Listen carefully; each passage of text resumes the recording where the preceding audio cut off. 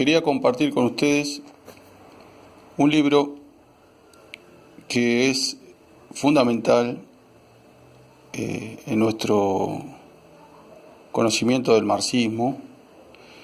Este libro que tengo acá en mis manos se llama Historia del Partido Comunista Bolchevique de la Unión de Repúblicas Socialistas Soviéticas.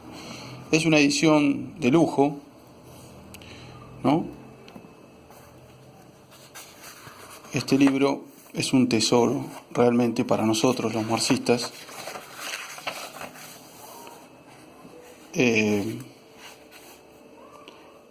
Dirigida por Emilio Trois.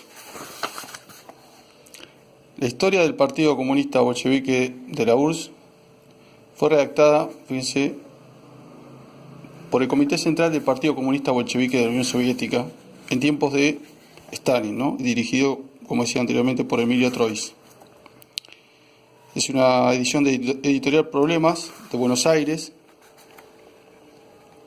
del año 1946. Fíjense qué interesante, ¿no? Este compendio, como decía, redactado por la Comisión del Comité Central del Partido Comunista Bolchevique de la Unión Soviética, fue aprobado en 1938 y publicado en versión castellana en 1939, es decir, al año siguiente. Tan solo 7 años después estaba disponible en Argentina, ¿no? Eso habla de la seriedad del trabajo de divulgación de la historia, ¿no? de este libro, que es una obra maestra realmente, ¿no? Bueno, acá explica todo. Lo que yo quería ver, lo que yo quería mostrarle más que nada, era en el índice, al final del libro, están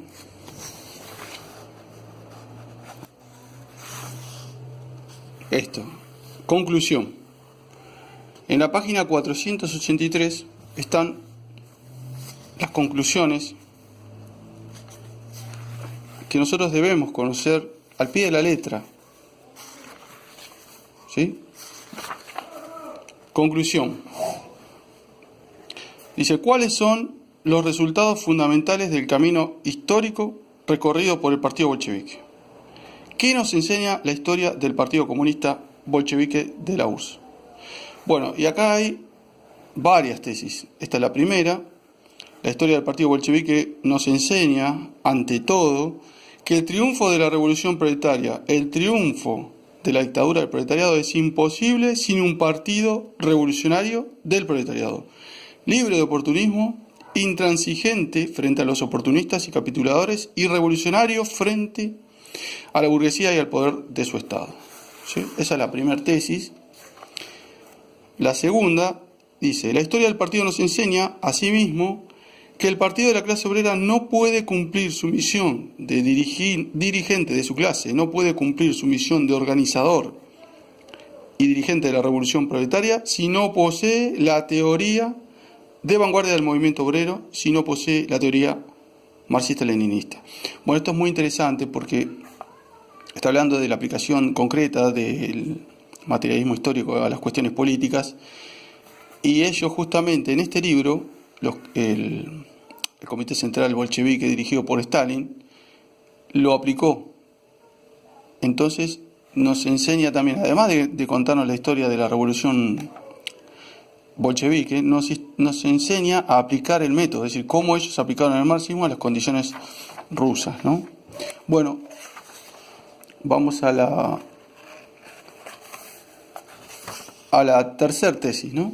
Más adelante dice, la historia del partido nos enseña además que el triunfo de la revolución proletaria es imposible sin el aplastamiento de los partidos pequeños burgueses que actúan dentro de las filas de la clase obrera y empujan a las capas rezagadas de esta en los brazos de la burguesía.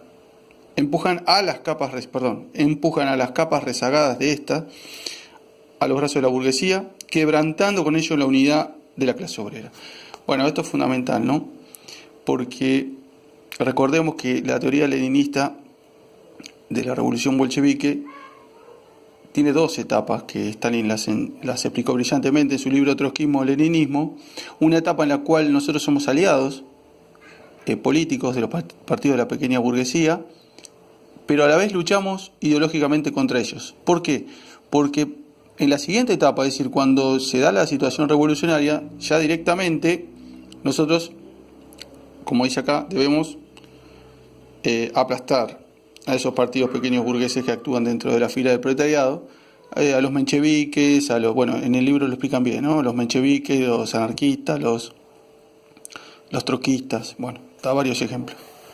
La tesis número 4 dice: la historia del partido nos enseña asimismo que el partido de la clase obrera no puede mantener la unidad y la disciplina dentro de sus filas, no puede cumplir con su misión de organizador y dirigente de la revolución proletaria, no puede cumplir su misión de constructor de la nueva sociedad socialista sin una lucha intransigente contra los oportunistas dentro de sus propias filas, sin el aplastamiento de los capituladores en su propio seno. Y la quinta dice: la historia del partido nos enseña además que el partido no puede cumplir su misión de dirigente de la clase obrera si, perdiendo la cabeza con los éxitos, comienza a vanagloriarse, si deja de advertir las deficiencias de su labor, si teme reconocer sus errores, si teme corregirlos a su debido tiempo, abierta y honradamente. Bueno, acá habla claramente de la lucha interna del partido, la importancia de la autocrítica, ¿no? Finalmente, la historia del partido nos enseña que, sin mantener amplios vínculos con las masas, sin fortalecer constantemente estos vínculos, sin saber escuchar atentamente la voz de las masas y comprender sus necesidades más torturantes, sin ser capaz no solo de enseñar a las masas, sino también de aprender de ellas, el partido de la clase obrera no puede ser un verdadero partido de masas, capaz de arrastrar consigo a las masas de millones de la clase obrera y de todos los trabajadores. Bueno, esto también es importantísimo porque acá habla de la necesidad, aplica la dialéctica materialista en la relación partido-masas. Nosotros, el partido, los dirigentes del proletariado, normalmente le enseña a las masas teoría política, la historia de la revolución, marxismo, es decir, el método marxista, que las masas no tienen acceso a la ciencia marxista de la revolución. Sin embargo, las masas no se enseñan al partido, a los dirigentes, a los historiadores, a los marxistas, muchísimas veces. Por ejemplo, hay gran cantidad de ejemplos históricos en los cuales las masas actuaron creadoramente, por ejemplo, en la creación de los soviets en la Unión Soviética en 1905, en la primera revolución fracasada. Los dirigentes debemos aprender de las masas, y eso es una relación dialéctica, claramente, ¿no? La relación enseñarle a las masas, aprender de las masas. Son dos contrarios dialécticos, materialistas, porque cumplen los tres principios, ¿no? Son antagónicos, están en lucha, digamos, son autoexcluyentes, estás en un momento enseñás y en otro momento aprendés. No se pueden hacer las dos cosas a la vez, al mismo tiempo.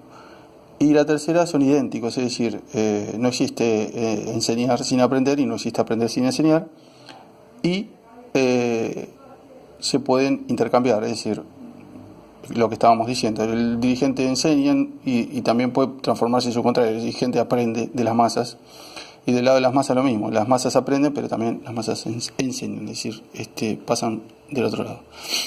Espero que les haya gustado, espero que lo puedan conseguir en algún lado. Es un libro esencial para nuestra formación política.